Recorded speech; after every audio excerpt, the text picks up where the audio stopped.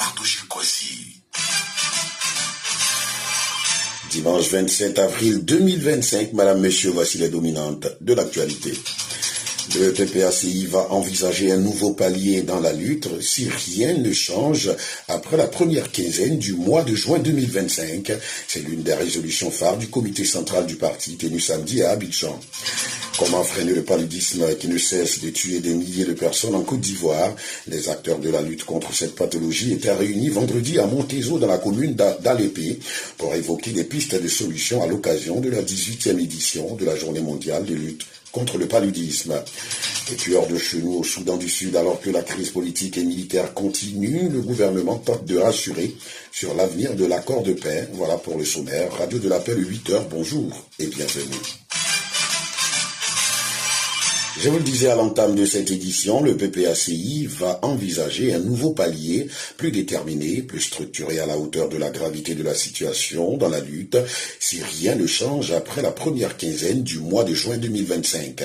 C'est l'une des résolutions phares du comité central du parti, présidé par l'ex-président ivoirien Laurent Gbagbo, tenu samedi à Abidjan. À 6 mois de la présidentielle en Côte d'Ivoire, le président et candidat investi du PPACI reste radié de la liste électorale ivoirienne.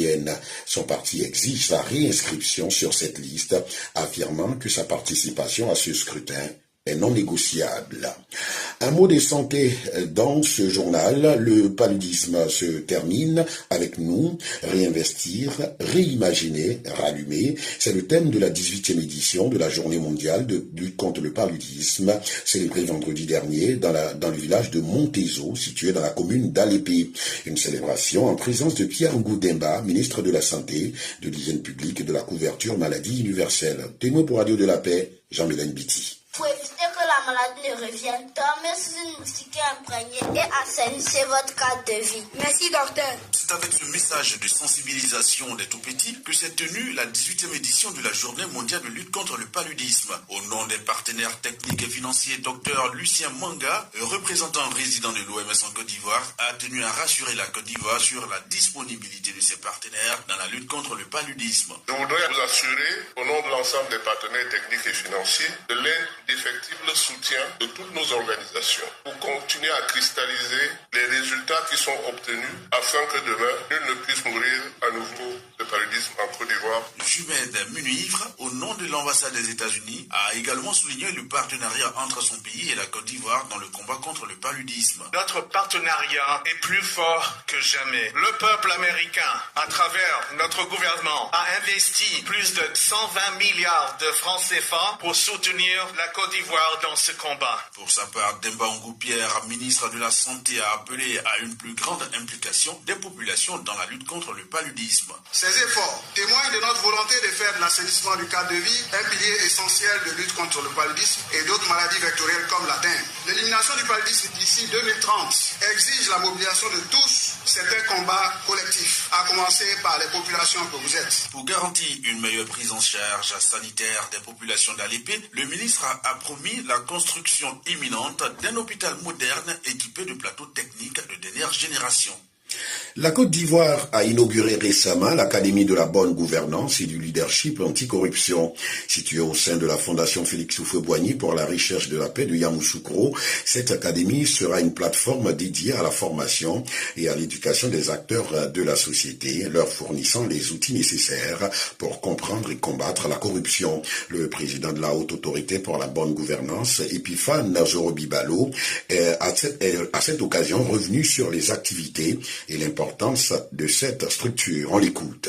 La création de l'Académie de la bonne gouvernance et du leadership anticorruption s'inscrit comme une action prioritaire pour la mise en œuvre efficace de la stratégie nationale de lutte contre la corruption adoptée par la Côte d'Ivoire en juin 2024 et qui établit le cadre d'une action collective pour endiguer ce fléau de la corruption. Dans cette optique, l'Académie servira de plateforme de formation et d'éducation des acteurs publics et privés ainsi que des acteurs de la société société civile en leur fournissant les outils nécessaires pour comprendre les ressorts de la corruption, pour comprendre les méfaits de la corruption et pour comprendre comment lutter contre ce fléau de manière systémique et efficace. Grâce à des programmes adaptés, l'Académie contribuera à renforcer la capacité des acteurs de l'écosystème, favorisant ainsi une culture d'intégrité et de responsabilité au sein de nos institutions. Et l'Académie se veut un hub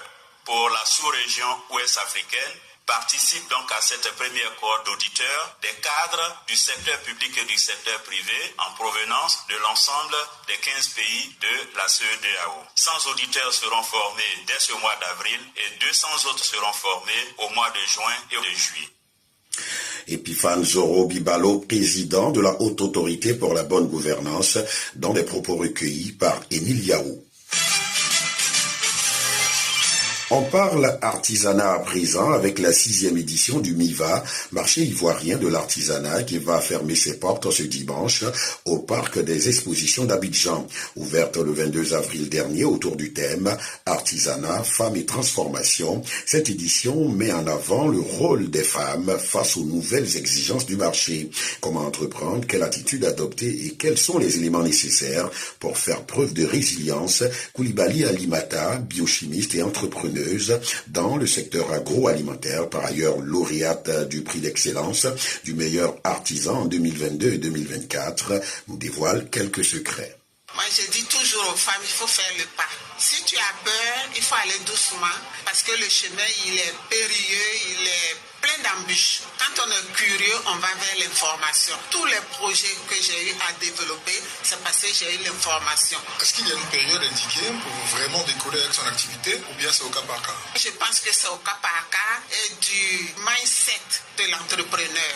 On peut partir très tôt, même déjà à l'université, même au lycée. L'entrepreneuriat, c'est un métier, donc c'est un cheminement. Moi, mais je me dis que c'est une école. Parce que au fur et à mesure que tu avances, tu découvres de nouveaux défis et tu réfléchis comment les contourner. Et il faut avoir un coach, c'est important qu'il y ait plus de femmes au sommet de la pyramide.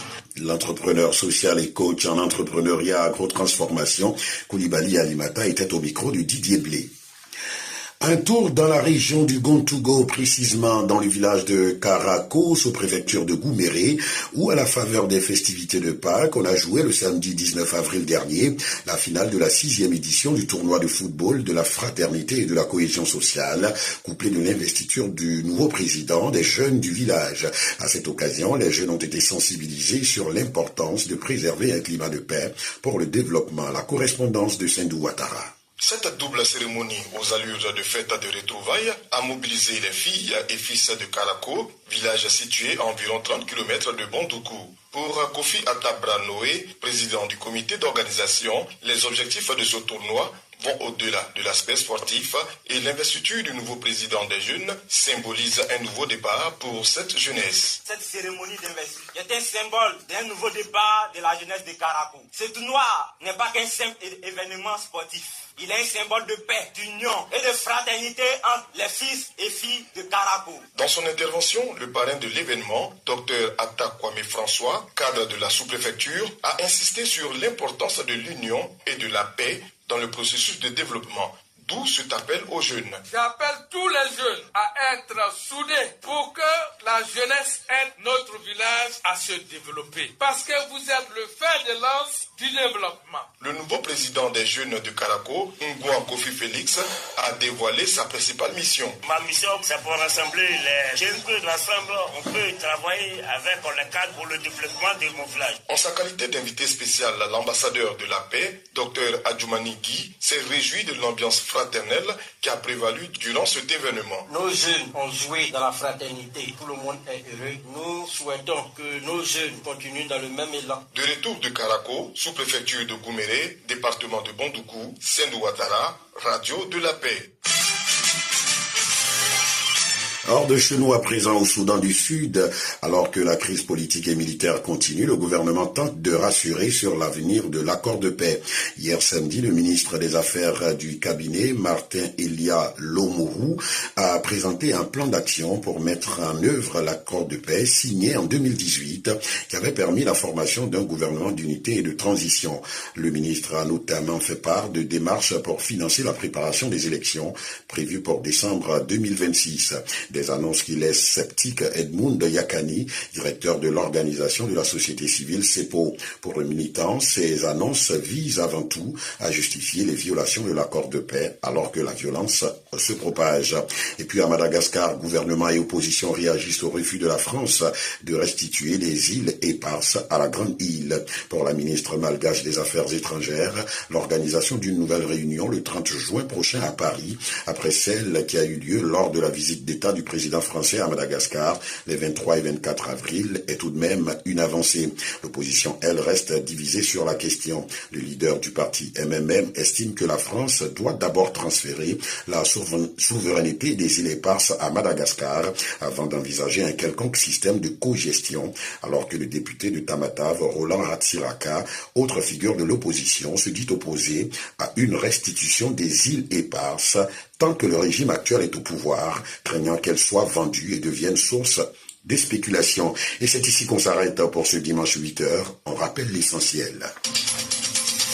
Le PPACI va envisager un nouveau palier dans la lutte si rien ne change après la première quinzaine du mois de juin 2025. C'est l'une des résolutions phares du comité central du parti tenu samedi à Abidjan. Et puis hors de chez nous au Soudan du Sud, alors que la crise politique et militaire continue, le gouvernement tente de rassurer sur l'avenir de l'accord de paix. L'information revient à 9h sur Radio de la Paix.